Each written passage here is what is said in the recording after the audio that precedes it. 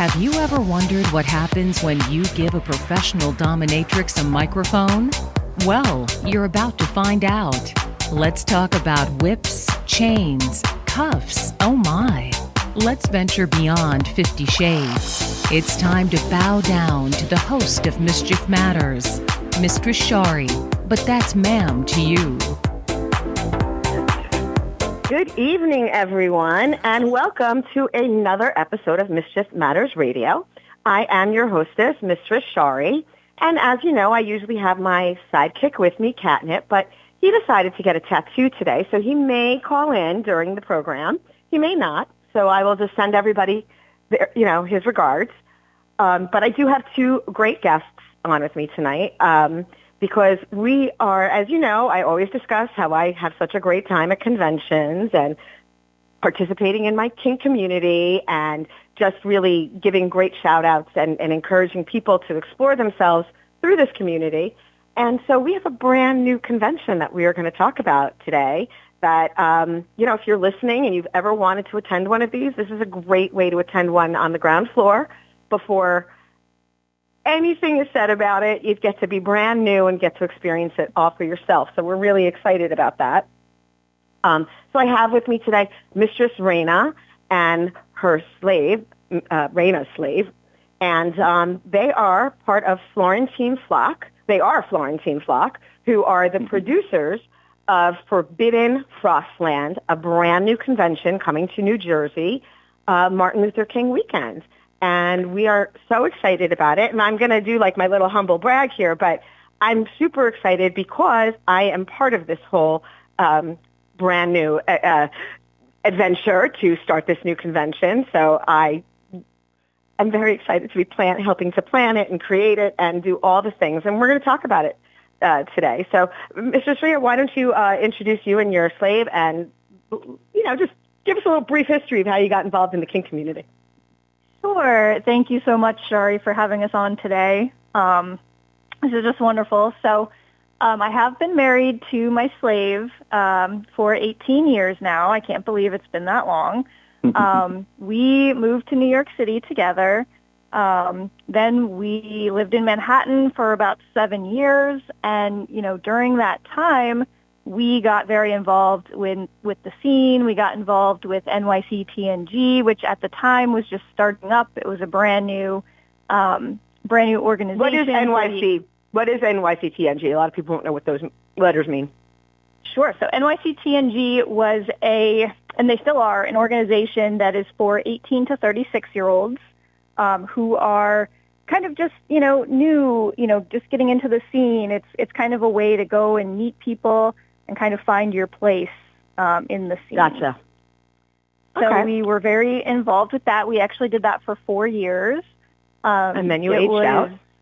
Exactly.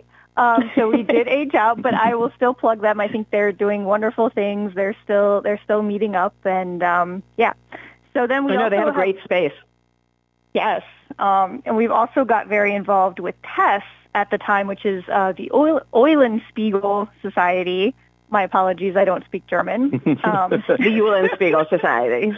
Yes, which is the oldest BDSM organization in the country. And I will let my slave talk about his experiences there. He did a lot. We both did a lot there. So I'll let him talk about that for a moment. Yeah. Well, isn't that nice you letting you speak? I know, right? No. Thank you, Schari, for everything so far. And I mean, everything is, So, Mistress Raina and I,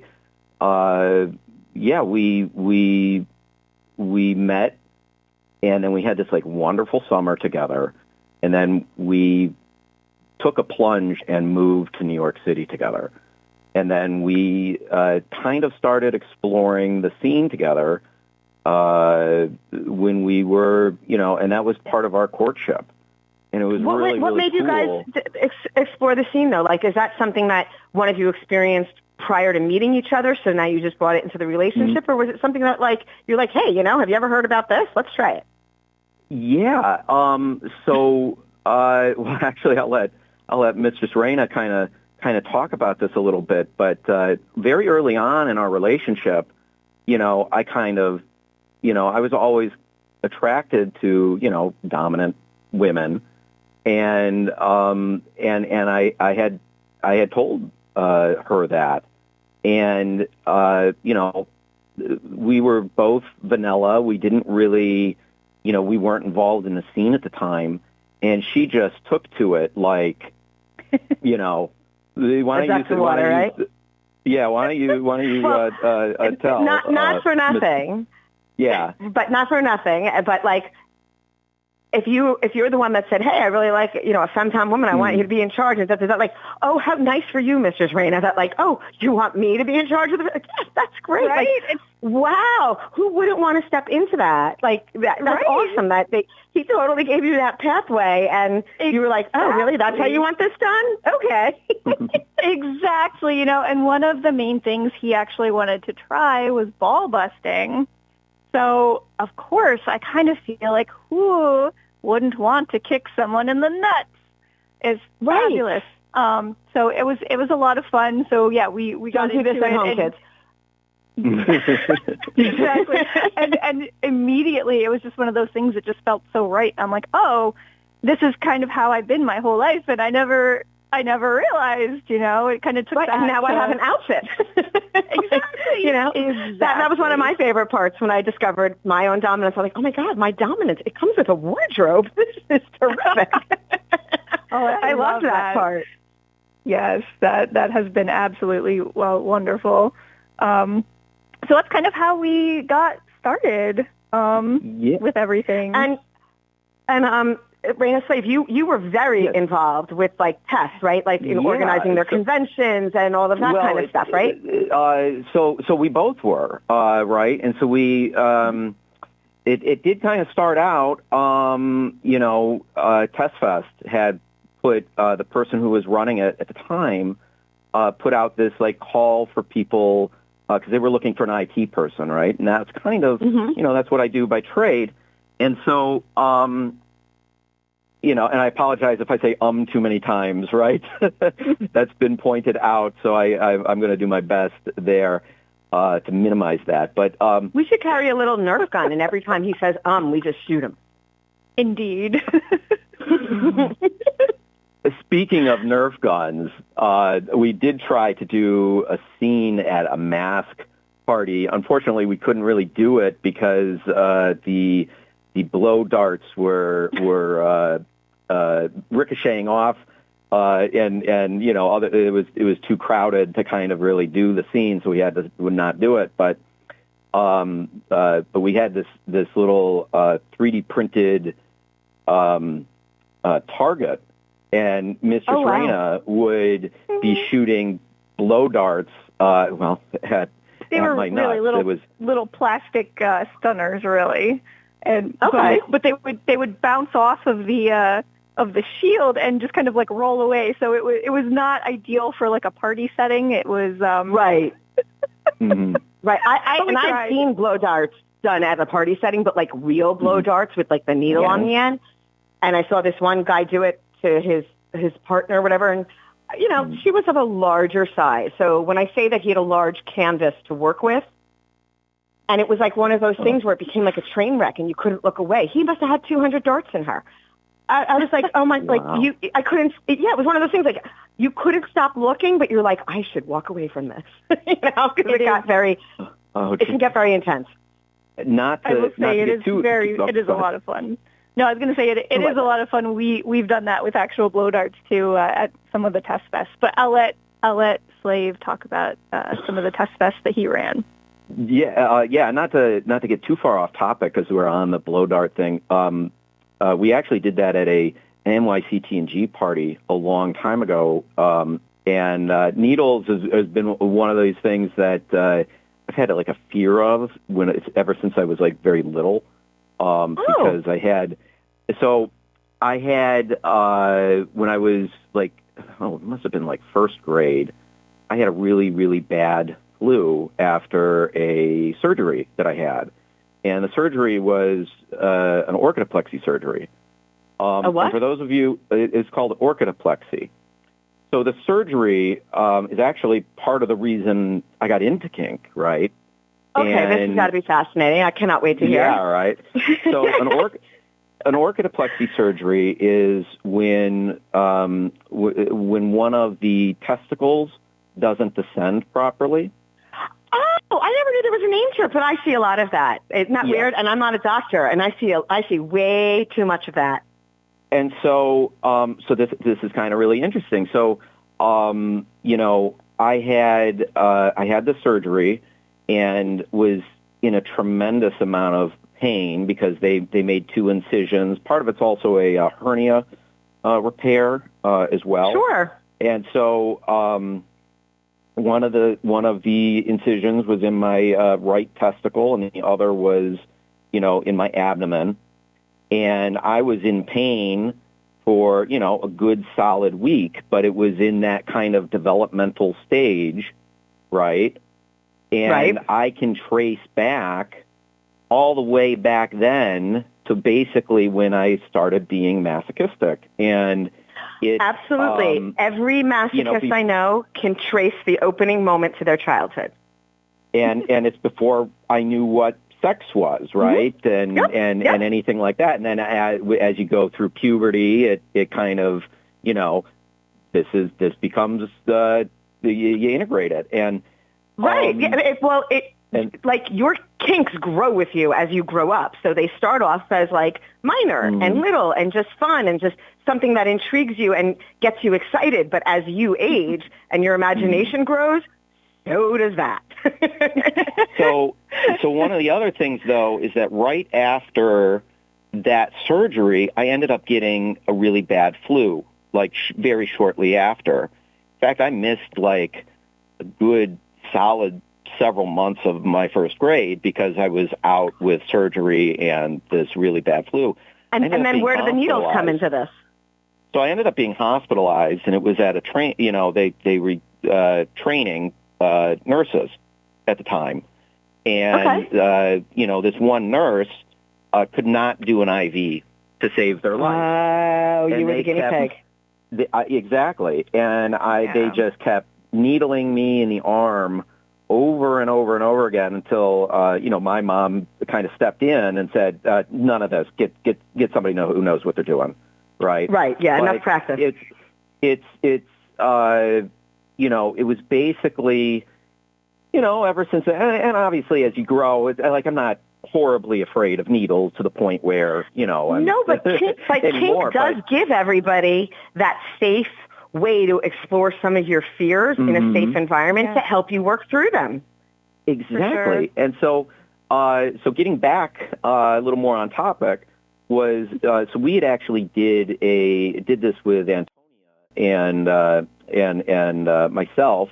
We were, at the time, we were doing parties at Paddles with NYCCG. Do you know that I took my husband on our third date? I took him to Paddles. My thoughts were, if you survive this night, I'll keep dating you. I love that. And so, at the time, we wanted to try and do stand out a little bit, be more than just, just a party at Paddles. So we started doing these little special events there, and one of the special events was blow darts because we had done it at Test Fest as well. And Mistress Raina loved that, by the way. Way back, we used to do it with the actual needles there at the time, and it was awesome, right? It'd be really cool to maybe. It was a really fun place. It's a shame that it didn't, that it couldn't. Yeah, it's a shame that it couldn't come back. Yeah. But it was really, really cool, and so. So we did this at Paddles up on the main stage. Paddles doesn't exist anymore, which unfortunately, but it was great. That was a great space. Yes, and it was a great space. It was so much fun. I loved that loft where you could sit and look down on everybody. Yes. Yeah. In fact, and we'll get into that a little bit actually later. But some of you look at these like Yelp reviews of Paddles, like these old Yelp reviews, if you could still find them online, and they just like praise the NYCTNG events, right? Like, because it was always very welcoming. I should look it up in my book. Yeah.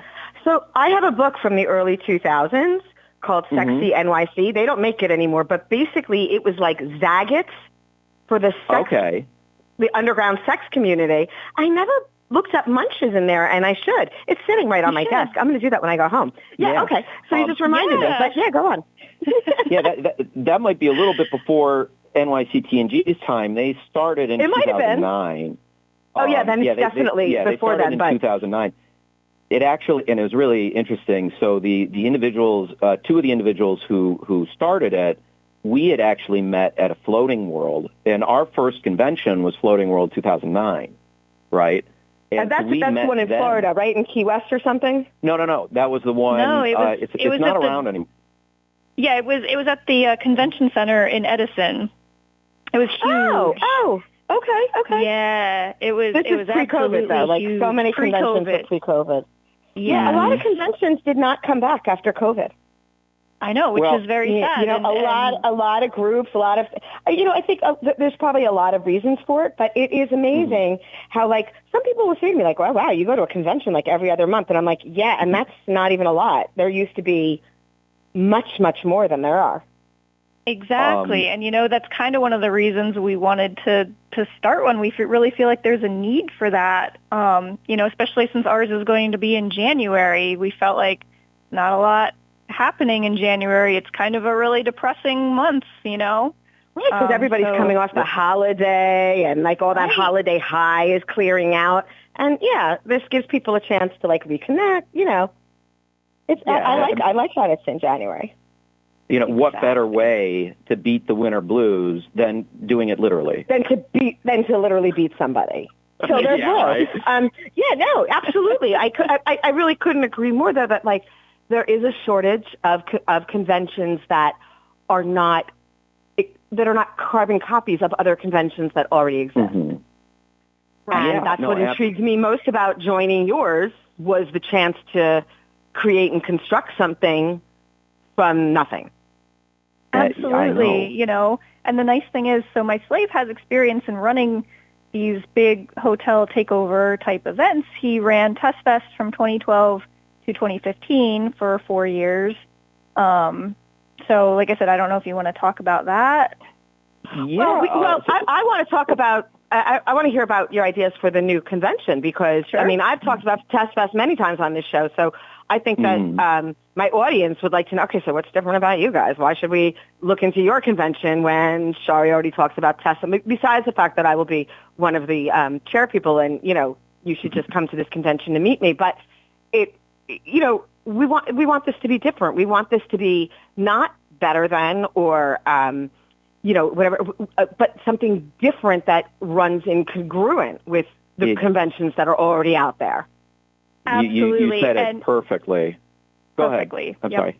No, I was going to say my point is just that we do have experience in this type of thing. But yes, we do want ours to be new. We're new. We want it to be different. We're running it, at a different time frame, and we really, really want it to be affordable because I know these conventions can really add up very quickly. Talk about that a little bit because you're absolutely right. That is a big thing. Like, and everybody, who's listening, I'd love to go to the convention, but oh my God, I have to get a plane fare and a this and a that, and or you're driving and gas is really expensive now. Like, so what are you going to try? Like, you're going to try and make this one affordable instead of like the tried and true ones. They can get very expensive. Exactly. And this is something, too, that a lot of people have very explicitly told us, that these things are expensive for us. We want, and we really, really want people to come and have a good time. So we are going to be selling the hotel rooms at cost. We will not be making a dime on that. We really want to start with a pre-launch sale as well, give people a deal. However, we still have to meet our hotel minimum. So, Right, and so you still have some things to work out. Right. Yeah, but the idea is that you're making the effort to make this something that like everybody can do.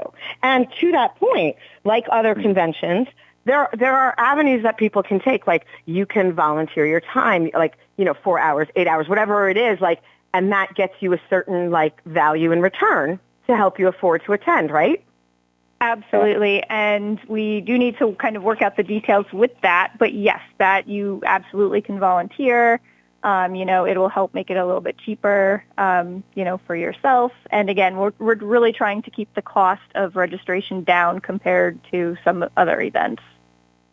Right, and, I love the idea of getting, like, newer, younger people involved because, as I'm sure you've realized, the kink community has gotten younger than when you guys probably first entered it. Yeah. And that's because of the internet and everybody stuck in their house during COVID.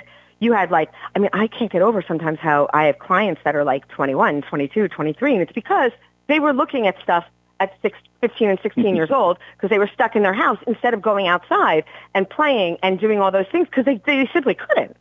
So exactly. You have this whole generation of people who are exposed to some of this stuff that a lot of us didn't even think about until our 30s because it's just the way it worked out.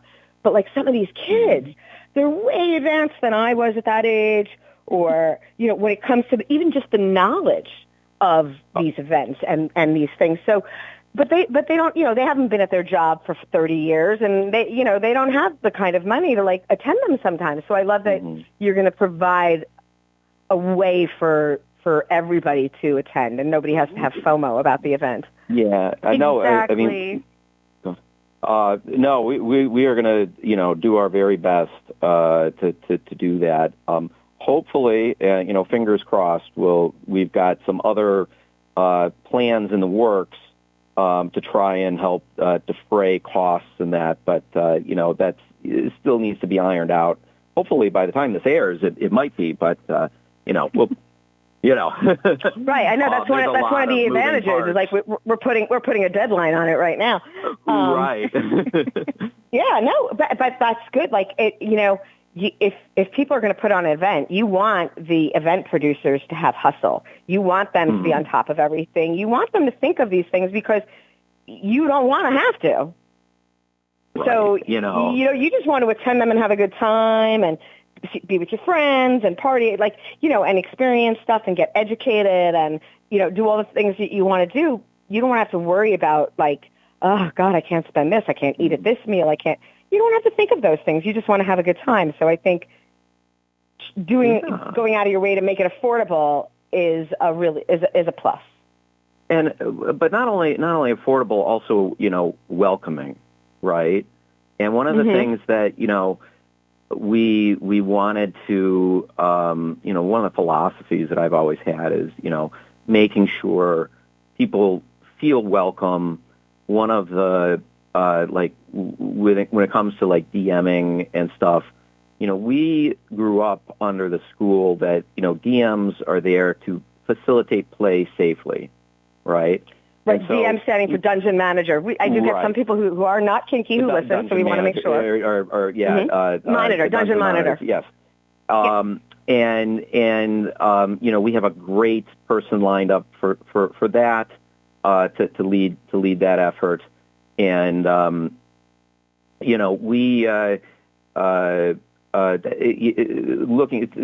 we were talking about paddles earlier. There many years ago, there was this big community conference about DMing at paddles, and we were there in the whole room there. And I don't know, some of your listeners might remember the space, but we were up in that balcony area that you were talking about. And, some of the really good DMs who was, when we were, he was one of the people that we looked to as a leader for DMing way back when. And, he was one of the most reliable people we've ever met, right? When it comes to volunteering, we unfortunately, a few years back, he ended up passing, and we were really devastated when that happened. Sure. The whole community was devastated when that happened. Yeah. Actually. It was a real loss. You were talking about, places being welcoming and whatever. And one of the things that I always remember about paddles, who was always at the front door checking everybody in? Yes. The owner. Yep. When we were, going back to our test volunteering, and I used to be on socials. And so we used to, back when they used to do parties there, we were always the ones running those parties for many, many years, where we would have to, you line up the volunteers and you have to get the food ahead of time and you have to, get the DMs set up and you have to, kind of interface with the staff of paddles and so there's lots of moving parts there. And, we came up obviously with systems that worked well for us, and we also did NYCTNG parties there. So it helped, they knew us pretty well at paddles, and I wonder if you and I ever crossed paths there. No joke. We could have. I mean, how funny is that? Very well might have. I mean, it's funny how many friends we have in common, and I can't believe we just recently met you. I know. I think it's hilarious, but every time somebody brings up paddles, I'm going to interrupt you because I have to tell the story. I actually had somebody take me on a blind date to paddles once. And it's still to this day, I'm like, how did he know that I would be okay with this? It was the weirdest thing, but that's where he took me on a blind date. And that's how I discovered paddles for the very first time. And it was and I loved it. Every person I dated afterwards, I would always gauge, oh, are you interested in this? Are you interested in this? And then when I met my last boyfriend, who became my husband, I remember saying to him, would you ever want to go to a place like this? And he was like, he was from the Jersey Shore, so he's like, wait a minute, places like this even exist? Because remember, this is all before the internet was just starting. I had Lotus Notes at this point. And I just remember taking him to paddles, right? And he was floored because he's a real voyeur. He loved to watch. He was just amazed at all the stuff that was going on, and he couldn't believe it. And, I remember, you go up to the bar, the ice cream bar, and women would just be sitting there, and then there would just be men lying on the floor licking their feet. You remember that? It was such a wild experience. And I just thought, I used to take dates there after that, going you know what? If you survive this date, I'll keep dating you, because if you're not into this, we're gonna have a problem. That is such a great test. I absolutely love that. Yeah. Well. There was no internet questionnaire that I could send out then. You had to test people live and in person, Right. Right. Absolutely. And to your earlier point, Oh, go ahead. Sorry, go ahead. No, you go ahead. Sorry. You're in charge. Yeah. Okay. Yeah, right. No, I was just going to say that to your earlier point, these kids coming up now, they've got the internet. They know far more things than we did, coming up. So... which is what's so frustrating, because it kind of all ties together a little bit there, yeah. Right, and let me say this to all the young kids coming up listening to my show who are ooh, this is so exciting, and I know that, and I'm learning on the internet, and I'm reading everything. That's wonderful. Keep reading, do all the research, but until you start doing stuff live, you can't judge it. Because you really don't know how it's going to be until you do it. If it's just in the book, and I am not knocking it, I really am not, because getting yourself educated and doing a lot of research before attending parties is not a bad thing to do at all. But everything that happens in those books and even in the how-tos, well, that's one person's point of view and opinion. And, you hear all the time, there's more than one way to skin a cat. There's more than one way to flog somebody. There's more than one way to paddle someone. And, and I can't stand, and you guys must know this because you were so affiliated with the younger generation Munch, but you get all these people, well, so-and-so on mine said this and this and this, and you're well, so-and-so is not part of my relationship. So I'm not really interested in what their opinion is. Exactly. And to your point, there's so many ways to do something. The only way to kind of learn is to come out, go to different classes, see how different people do it, because there are different techniques and different ways of doing things. Absolutely. And there are some things right? I tell everybody who comes to my dungeon, people who've listened to the show have heard it a million times, whatever kink got you into the door is not the kink you're leaving with. I will say that, so one of our goals with this new event is we really want it to be as inclusive as possible. You know, we're very cognizant of the issues that are happening right now with, you know, what the BIPOC community, non-binary, what trans people are going through right now.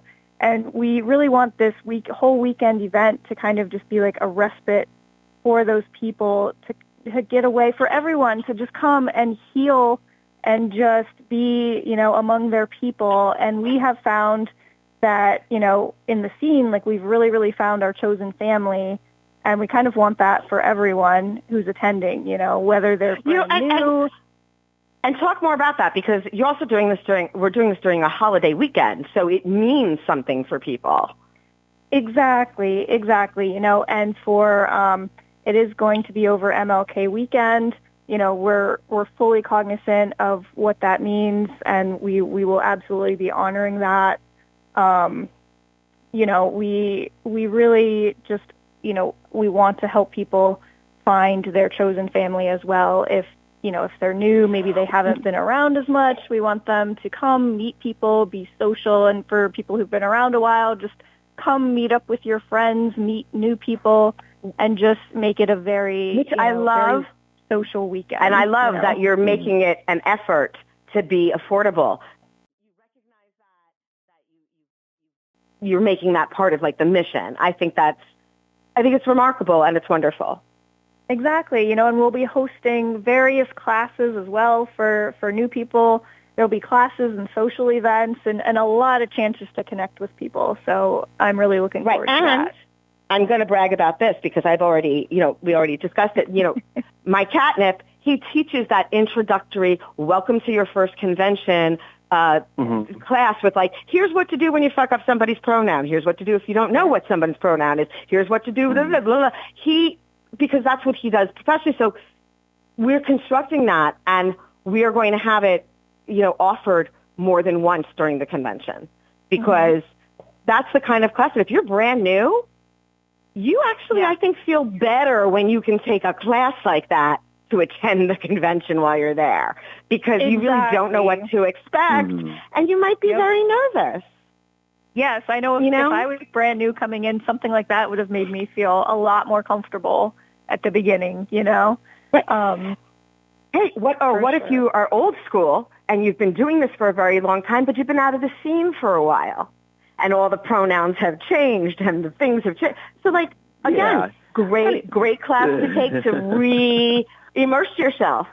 You know? Exactly. No, absolutely, and you know, one of the things that we're going to have, obviously, on our name badges, for example, are everybody's pronouns, and you know, that was one of the changes that we did at Test Fest. You know, to make sure that I like that change. It's easy to you know, make sure that you're respecting everybody, right? And that is what all of these things boil down to, right? Is respect, right? And respecting everybody's identities, respecting who they are as a person, respecting, you know. And I'm going to go one step bigger than that. It's not all about, it's not just about respecting, but also celebrating who they are. Having a weekend where we get to celebrate how weird we all are. And, you know, you let your freak flag fly, and you find other people who have the same freak flag that you do. And it just becomes, you know, the idea is more for you to help, like you said, find your chosen family, get your groove, and you know, it's not like kind of like when you went to college, for those of us who did. And if you went to college out of state, well, how'd you meet people? You joined a sorority. You know, and you know, speaking of, you know, like just like how we had all these friends in common, and we had just met you and Catnip, you know, we had all sorts of friends in common in college, and you know, and it's really interesting. And if you're ever alone with us over like a beer or something, will tell you about our elevator story that how Mistress Raina and I met ahead of time. That's a good story. Met before, and so it's interesting. And to that point, when people meet, I love how people meet at these conventions because I brag about this all the time because it's my one feather in my cap that I love. I had met this sweet boy. He came to my munch. He was very, very young. He was new to everything, and we're like, listen, you want to meet people, you want to make friends, go volunteer for Test Fest. Mm-hmm. So he's one of the ones that we sat blindly. He'd never done anything like this. He'd never been to a convention before. I was the first munch he ever attended. And within 2 months, he's a volunteer at Test. Now, Catnip and I go to one of the meetups that they have. I think it was a queer meetup. I'm pretty sure that's what it was. But whatever. We meet this delightful person. They are so sweet. Everything about them was just like cool and whatever. And, and I just naturally asked their age just because that's what I do. And at the same time that I had just met this lovely person, that delicious boy was walking by in the vest, the whole thing. He was volunteering at that moment. He was working. And I went, oh, so-and-so, come here. I would like you to meet somebody. I introduced them, and last year I married them. Aww. Aww. Oh, isn't that amazing? That's sweet. Go ahead. Who would that happen to? Literally, I introduced them, and I'm not kidding. There was a bunch of us around where it was like lightning strike, and we were like, oh, okay, they're just going to be a couple now. It was weird. But that's the kinds of things that happen at these conventions. That's the kind of magic that there is. It's not always about getting spanked. I mean, that's kind of fun. But it really gives you an opportunity to express yourself, to be authentic. Right, and that's kind of what actually Slave and I were talking earlier today, and we were just saying, that's one of the most rewarding things about hosting events, hosting munches, is that you can affect people's lives in such a positive way. We did at one Test Fest that we ran a kinky speed dating. And I remember that. At this, what? Catnip did it. We did it a few years. No, Catnip participated. Catnip participated in it. I'm saying. We did it a few years, but at this one year, there was a couple that met there, and then they ended up getting married, and then oh my God, don't you love that? You feel like you caused it, and in the best way. It's not. But then they ended up also having children, and so. Are they named after you? No, I doubt it. But it's one of those things that, if not for our, initiation, that these lives wouldn't exist. And when you think about it in that term, it is so incredibly deep and it's just really, it really is, those are the things that matter. They truly are. Sense? Yes, go ahead. No, I was going to say, one of the things that people are very worried about first impressions, right? They always want to make a good first impression. People spend their whole lives coming up with their best first impression. And the thing that people forget is that there's always one deep, dark secret that we don't want anybody to know about us. I'm going to give you a perfect example. There's a certain, president maybe, who doesn't want people to know he's stupid. He really does not ever want to be thought of as stupid. So everything that comes out of his mouth, every first impression, is the most stupid thing ever. Because the one thing that you're most afraid of is the one thing that you hide. And and then it's like you're wearing it. And at a convention, you get to be authentic. I would say said person is not hiding it well. Right, but that's my thing, not hiding it well, because that's what happens.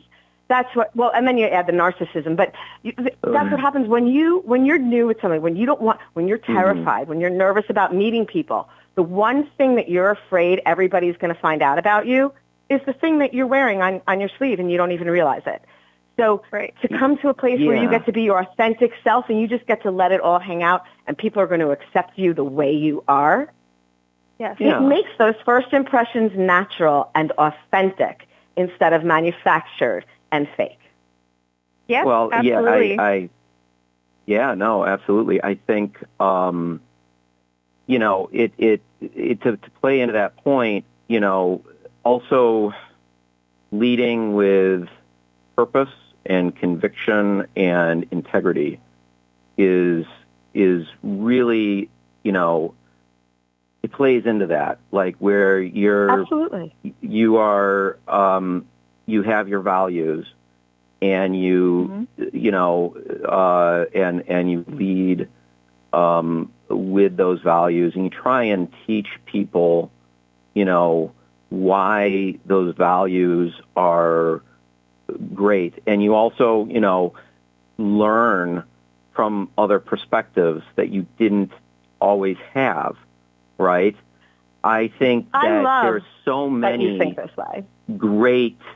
there are so many great people in the scene that and there were people that I didn't like when I was on the board, for example. There were people that I didn't necessarily get along with when I was on the board.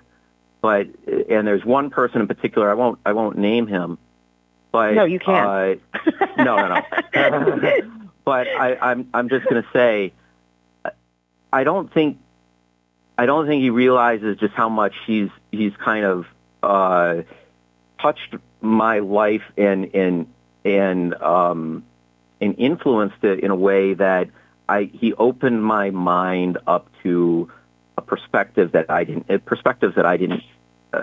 grow up with. You should share that. You should share that with them. I have. They would probably love to hear that.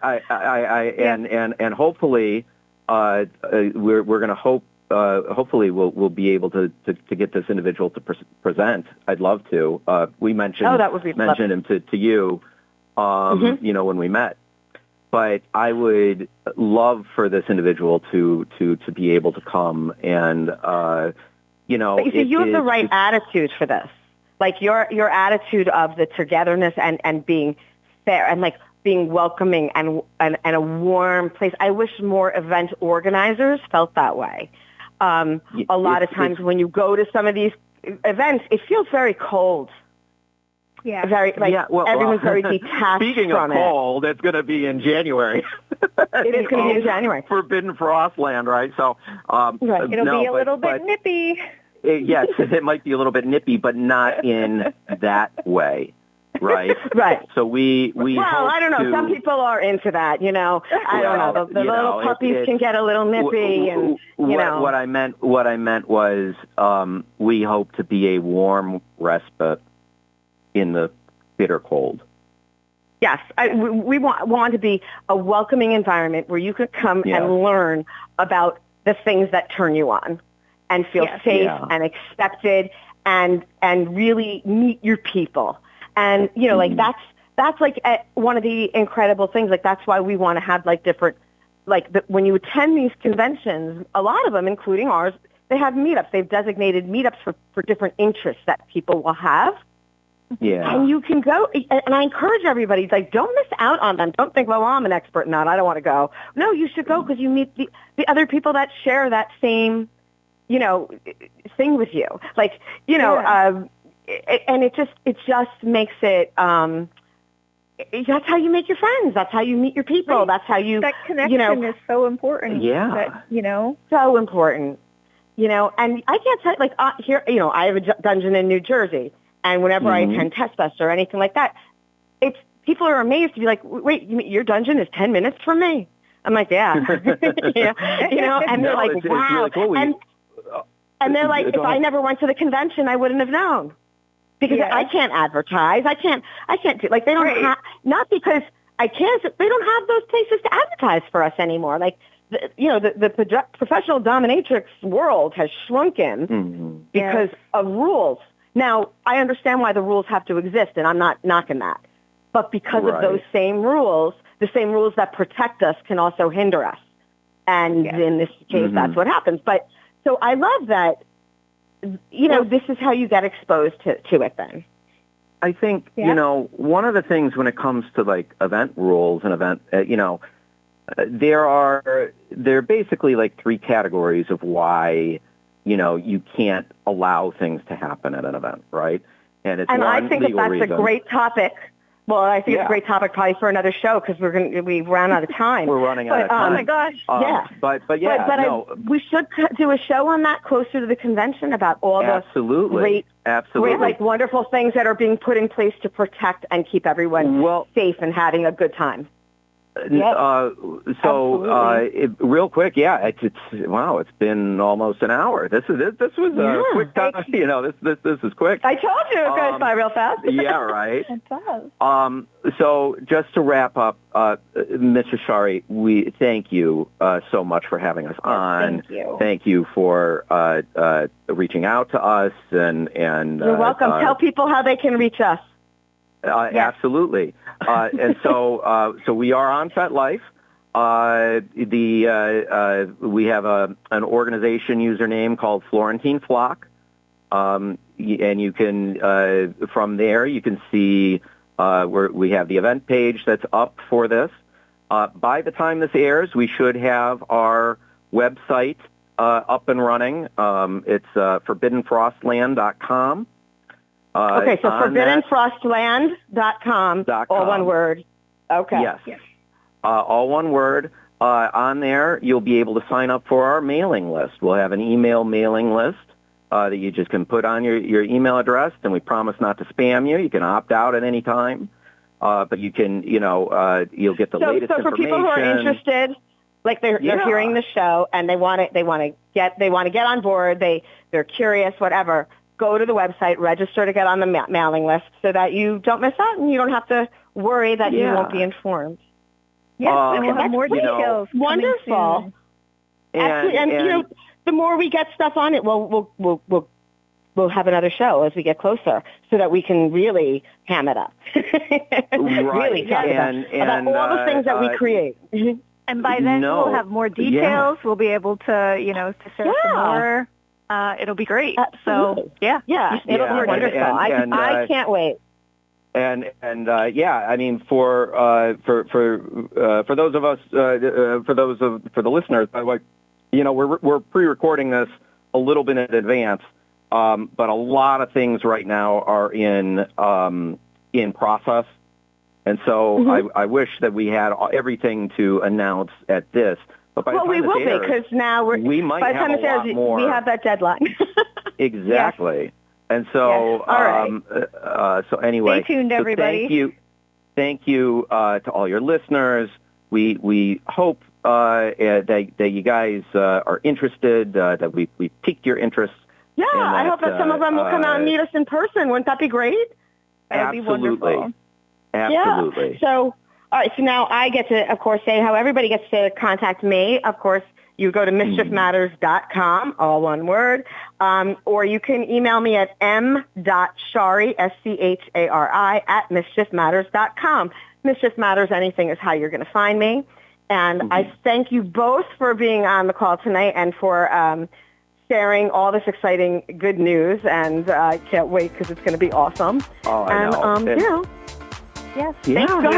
No, absolutely. To all of our listeners and everybody joining from all over the place, because we are international, just remember, a little mischief matters. Love that.